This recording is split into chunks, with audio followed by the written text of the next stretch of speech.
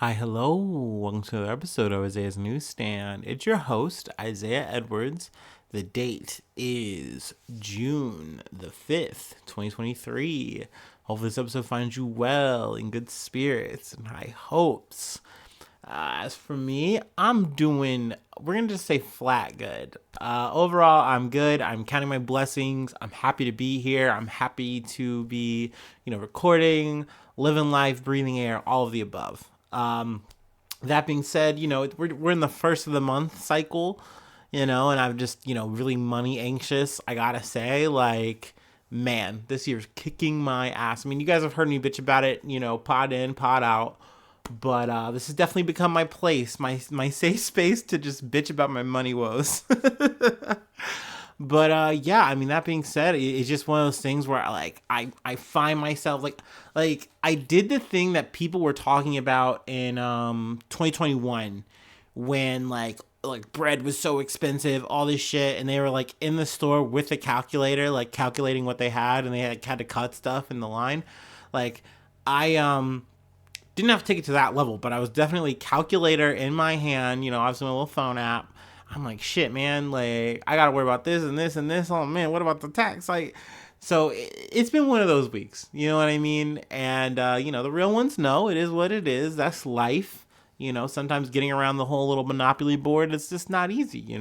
But that being said, like at the top of it, I'm happy to be here. This is not a complaint. I don't want to cue the ambulance or anything like that. Like I'm really glad that like, hey, like all my shit's just paid up. I just have to make it. Like I just gotta just cruise control.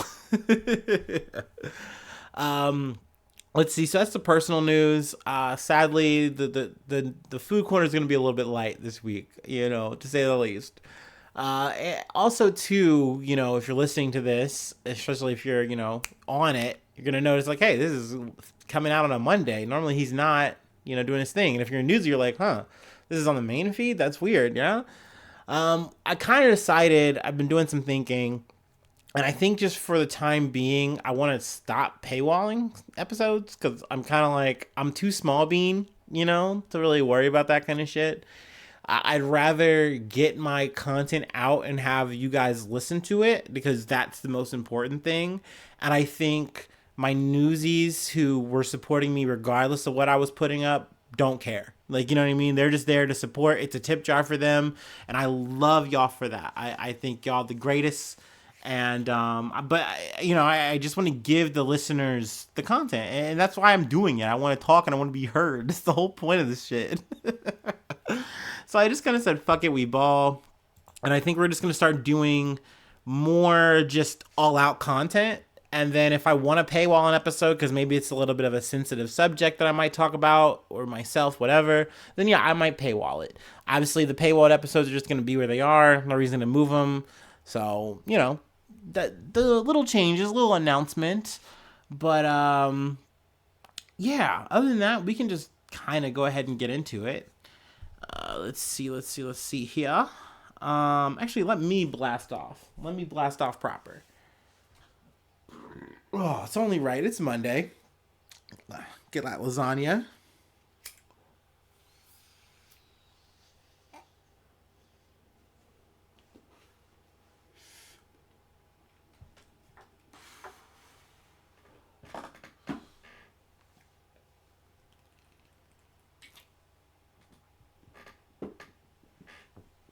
Oh, also, one more thing I want to complain about before we get started.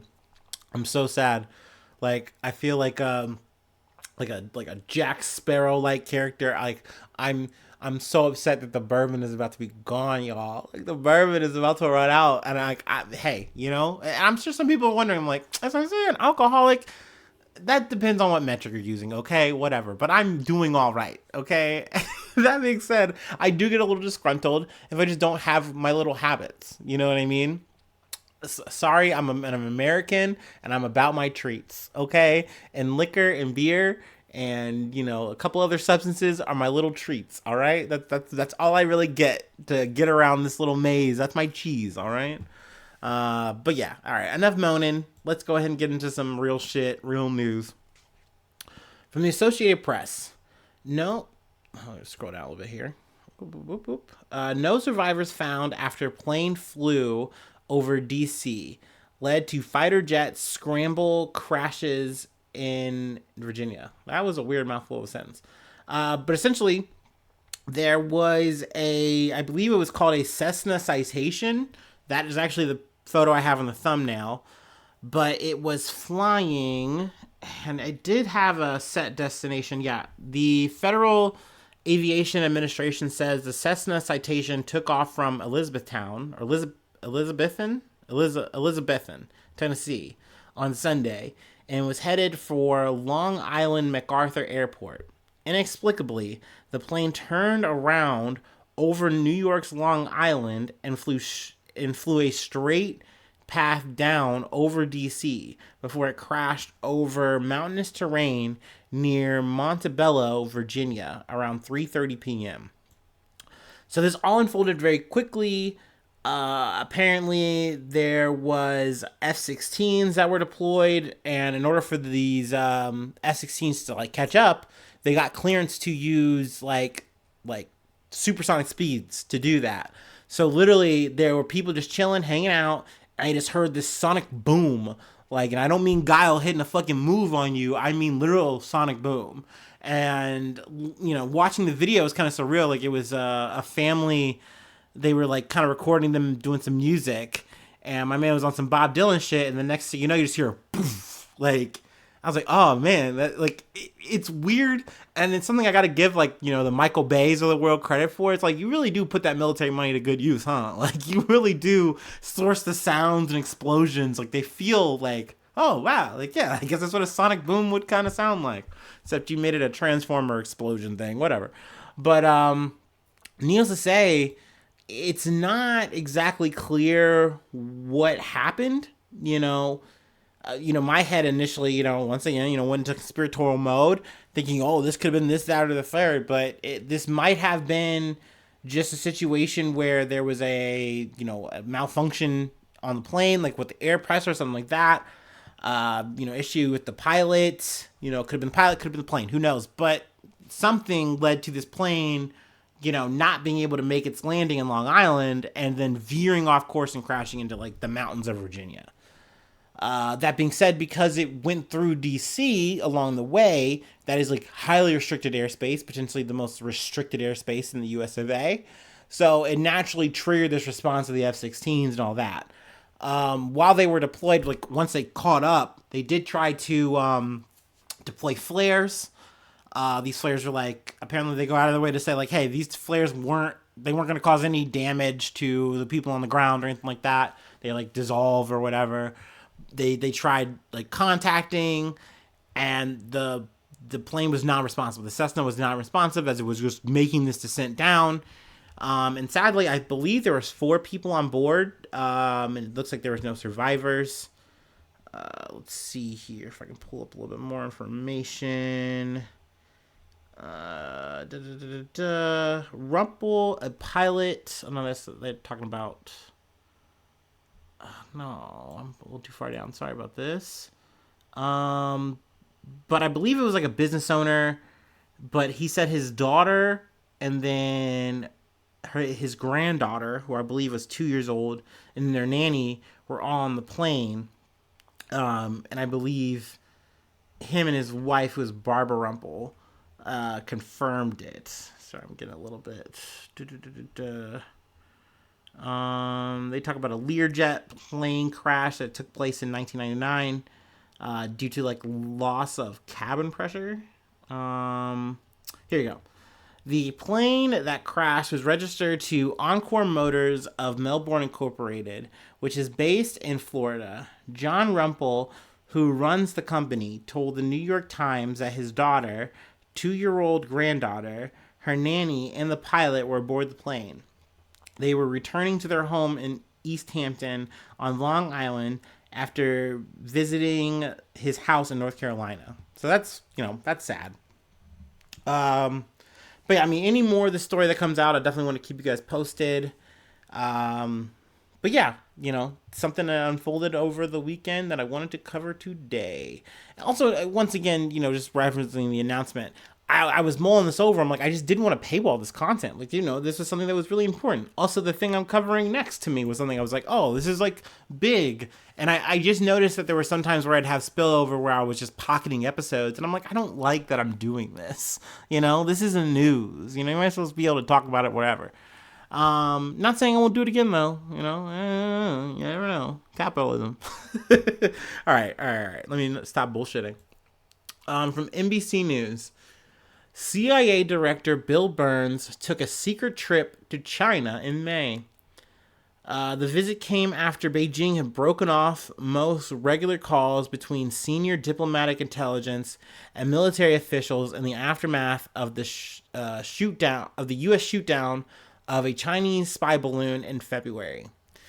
Now, referencing the spy balloon shit was something that it really did jog my memory. Like my fucking ass just literally like kind of spaced out on it because like I realized talking about it that this was just non-news that we were making into like propagandized bullshit. I'm like, whatever, man. Okay, I'm done. Okay, I get it. It's us versus them, tit for tat, whatever. We did cover the situation with the U.S. ships and the Canadian ship, whatever. The whole water, scary, aggressive maneuvers.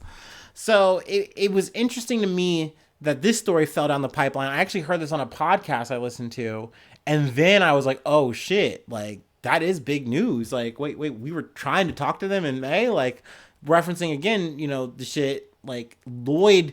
And we talked about the history of just not being able to, like, the icy relationships, that China and us have. And so this whole little conversation, this whole little visit that took place was just, I don't know, it was interesting. And I was surprised that it took, I mean, granted, this happened in May, so it's not like it's too late. We're in June. But news moves so fucking fast. So to me, I'm like, wow, like, I'm surprised that was kind of under wraps even until now. But let's go ahead and get into it. I'm kind of bouncing back and forth like a ping pong ball. I'm so excited. CIA Director William Burns visited Beijing last month, his first trip to China since becoming the head of the intelligence agency for the Biden administration. Burns went to Beijing to meet his Chinese counterparts to emphasize the importance of maintaining open lines of communication and intelligence channels. So, I mean, also, it's interesting to kind of now put the timeline together and say, oh, we had this happen. Like, this Burns guy, he went over, he did his little talky talk. And then we still have the situation transpire, at the top of this month in June, with the ships. So, I mean, that's kind of not surprising, but it just kind of goes to show that this is a very back and forth, zig and zag situation. I do truly think, though, that at the end of the day, I don't care how you perceive this, what's your side on it, whether you're like, oh, team this, team that. I don't think either side wants to have a conflict, like a big conflict. I think it's a lot of posturing. I think it's a lot of brinksmanship. But I don't think anyone wants to escalate this to a point where like we're actually in a war, because both of us don't want to compromise our economy at all. Like, we just don't want to do that. Like, we're struggling. We're trying to make it make sense. And then also, for China, they are also trying to do the same. I think they're a little bit better off, honestly. But that being said, they had their problems pre-COVID. Then plus the long-ass fucking lockdown that they went through. They're just getting out of it. So, I mean, no one wants to smoke for real. But that being said, when we're talking about things like Taiwan, when we're talking about things like, hey, literally it's the U.S. and the West trying to do everything in their power to try to stop us from doing a come up. Like, you just have all this fucking tension just rationing it up. And like, it's interesting to see where we blow off steam, and then behind the scenes when we go. I mean, maybe this isn't so much behind the scenes, but it's the CIA. And like I said, this wasn't known information. This wasn't a big broadcasted trip. So the fact that it's coming out now is like, hey, I'm sure it was let out on purpose to say, hey, we are trying to make the effort here. We are trying to make things work, beyond the balloons. But yeah, I mean, I think this is something that's going to constantly keep happening, because despite the fact that we posture like, oh, this is our biggest adversary. Like, we also trade with them the most. We want to trade with them as much as we fucking can. So, and also China wants our money. You know what I mean? Like, it is a mutual thing. I think also there's sometimes where I listen to a lot of media, or I hear a lot of just sometimes leftist talk, and don't get me wrong, I say a lot of pro shit with China, you know what I mean? I'm not afraid to do that shit. But at the end of the day, you also have to understand that, like, every country is doing the same thing. It doesn't matter what their ideology is, how their government is formed. Like, the way this system is set up for us internationally is we all need to make as much money as possible. So, like, money is king, like, that's part of China's growth. So at the end of the day, we're all tied to money, and we all want to make money. And so, I don't know, I'm kind of getting way in the weeds here. We're talking about a CIA guy and China, and I'm talking about fucking, the woes of capitalism or whatever. But that being said, I like I said, I just found this whole thing interesting, and, naturally just kind of cracked open this dialogue to me. And so that's kind of my thoughts on the matter.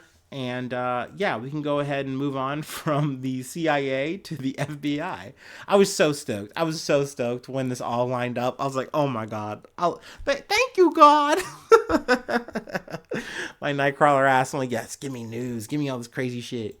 From CNN, convicted spy Robert Hanssen dies in prison. So, some spooky things happening. Let's see. Robert Philip Hanssen,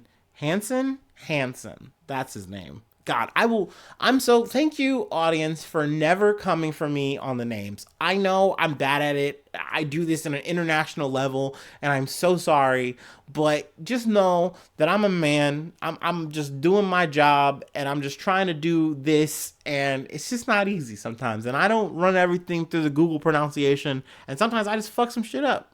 So thank you for being understanding. But Robert Philip Hanssen, who received payments of $1.4 million in cash and diamonds,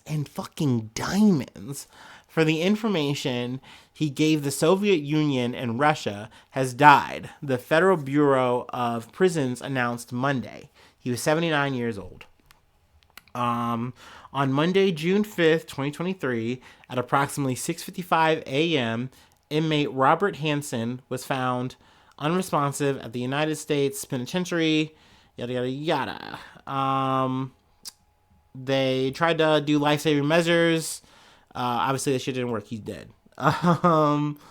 Let's see. Let's talk about what this man did.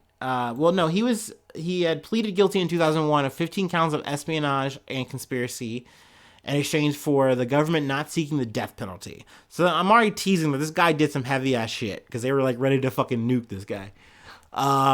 He was sentenced to life in prison without parole.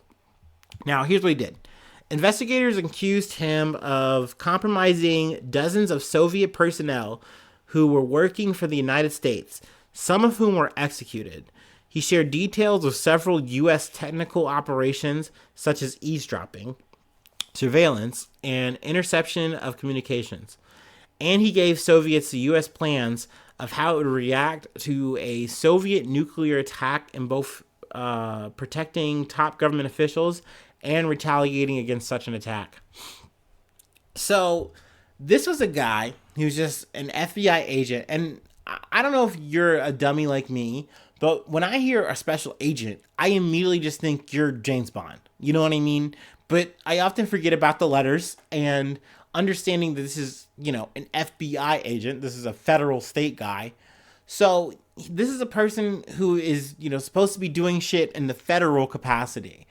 And he says, oh, I'm going to use this information to just be a double agent, to be a spy. And essentially just gave this information over. But he didn't do it for the love of the game. He didn't do it because he was, against the U.S. or had like some moral agenda against the United States or anything like that. He wanted to make sure that he was going to bank a profit for it. I decided on this course when I was 14 years old, says a letter cited in the FBI's affidavit. I read Philby's book. Now that's insane. That is insane, eh? Now the Philby's book is Memoirs of a British Double Agent by Kim Philby. Apparently he had read this book and just got a big old chub about it. Like, oh my god, I would love to be a fucking double agent spy. Like, this guy would have probably played like Metal Gear Solid and just saw like Revolver Ocelot and just lost his mind. Like, oh my god. If you know, you fucking know. I'm not explaining that. So he got to live his dreams by like forking up this information. And this information, like, normally I do shrug over the idea of like spy shit. You know, I've said it before, just, you know, talking about the balloons or whatever. I don't care. It's something that happens. It is standard action procedure for any superpower to do that shit. But when you take the shit to the level of saying, hey, I'm going to give you information that is going to cause and effect, literally get people fucking killed, I do think that is a specific level. You are taking it to a higher level of espionage that I'm like, I don't like, oh yeah, go America, go whatever. Like, yeah, you deserve to die and rot in prison because of your crimes. But it is one of those things where I'm like, oh, you really were about that life. You really were saying, oh, I'm going to do this thing and I don't care.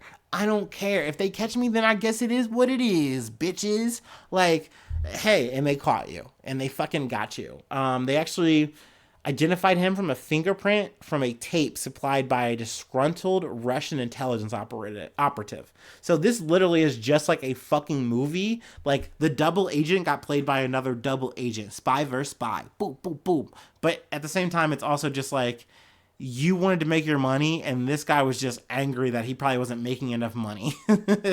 So it's like, tale as old as time. Fucking pay me or you're fucked. I don't know.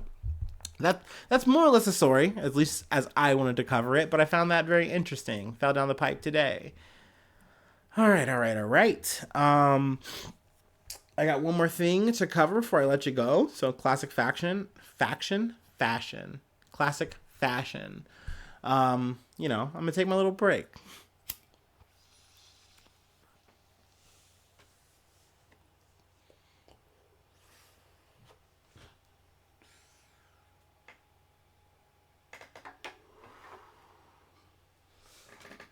Ooh, wait.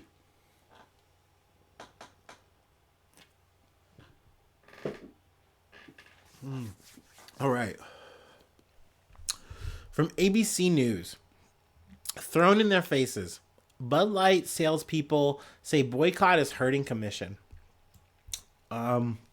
Salespeople promoting Bud Light for a Florida-based distributor have grown accustomed to car horns, middle fingers, and jokes amid a weeks-long boycott, but say they have struggled to ignore thousands of dollars in lost commission pay to sales supervisors at the distributor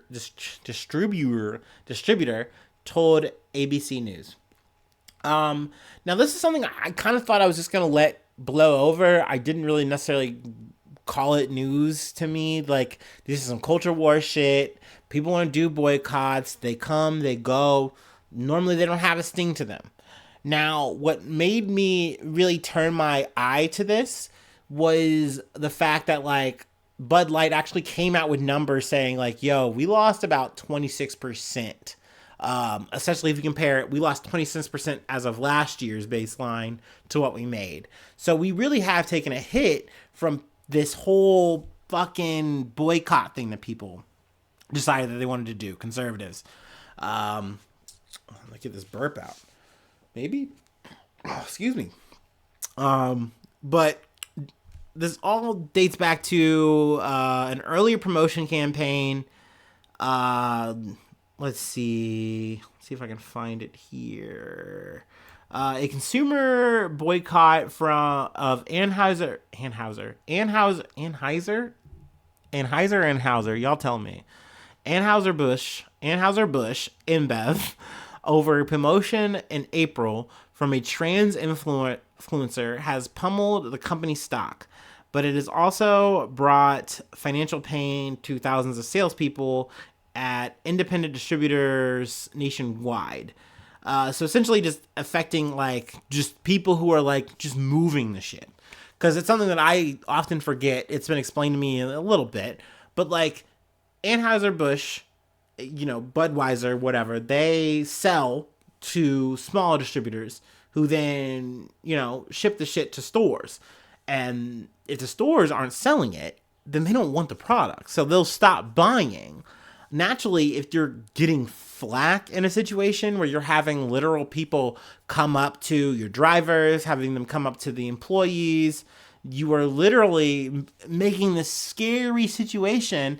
And honestly, the fear thing, I think that's extra. I think that's just something that they're saying to add it on. I mean, I think it's happening because I believe that there are fucking hog ass motherfuckers who are gonna hang out in their Ford F-150s and like say the F word to somebody just moving some Bud Light because they saw. And the trans influencer is Dylan Mulvaney. They essentially, the campaign was they sent Dylan Mulvaney some cans of Bud Light, and it was to celebrate her 365 days, like a whole year as a woman. Something she had cataloged. She did a TikTok journey of this, and Bud Light was on there like, hey, let's do some pre-Pride shit, and give her some rainbow cans, and it'll be a good vibe, and everyone will love it. I think this is like a new wave kind of thing that Anheuser-Busch has kind of been on since they had new CEO or whatever. But this whole campaign backfired. Celebrities like Kid Rock, Ben Shapiro, Matt Walsh, all the motherfuckers came out. They were fucking fuming, furious, just outright frothing at the mouth. Kid Rock pulled out like a whole ass fucking, assault rifle or whatever and just started blowing up cans of Bud Light. Motherfuckers put a whole fucking thing of Bud Light. And mind you, these motherfuckers bought all this Bud Light, by the way. And they took a steamroller to it. And I'm like, who's cleaning that fucking shit up, bro? Like, huh? Okay. But needless to say, not only were they protesting with their bullets and their steamrollers, they were also doing it with their wallets and saying, hey, I'm not going to distribute this beer in my bar. I'm not going to buy this beer. And I think the reason that this boycott had a little bit of sting was we aren't talking about just Globo beer. Like, there are so many options of beer, and Bud Light is already shitty ass fucking beer. And it's like, oh, Isaiah, how dare you? Like, obviously I can't talk shit. I drink trash beer, but I can say this from fucking experience. Like, at the end of the day, trash beer is trash beer. People only drink Bud Light because it's cheap and they just know it. Like, you know what I mean? It's a universal beer. Anywhere you go, you can get Bud Light for you and your boys, whatever, and it's fine. Cool beans. So people pivoting off of this to something else wasn't that hard. Granted, in some situations it was kind of funny, right? Because people were pivoting to like other like beers in the Anheuser-Busch family. So it's like, oh, okay, bro. Like, or they were also pivoting to beers that have also done Pride campaigns. So it's like, oh okay, all right, man. But this did a sting. And I think what really added to this, and I think it's going to lead to my final thoughts here, is there was an apology that came out. And I'm paraphrasing it. I'm not going to, pull it up or read it, whatever. But essentially they didn't apologize, but they said, hey, we didn't want to be divisive. That was never our goal. We just want to have, everyone come together and crack open a beer, crack open a Bud Light. And I think this really pushed things into an overdrive for people because it showed people like, hey, we are making an effect here. We are making a difference. Like, people were showing, oh, look at their sales, look at their stocks, oh, it's so down. Which some people have also kind of brought up too. You could say that Bud Light was kind of riding a high and they were kind of due for a fall off anyway.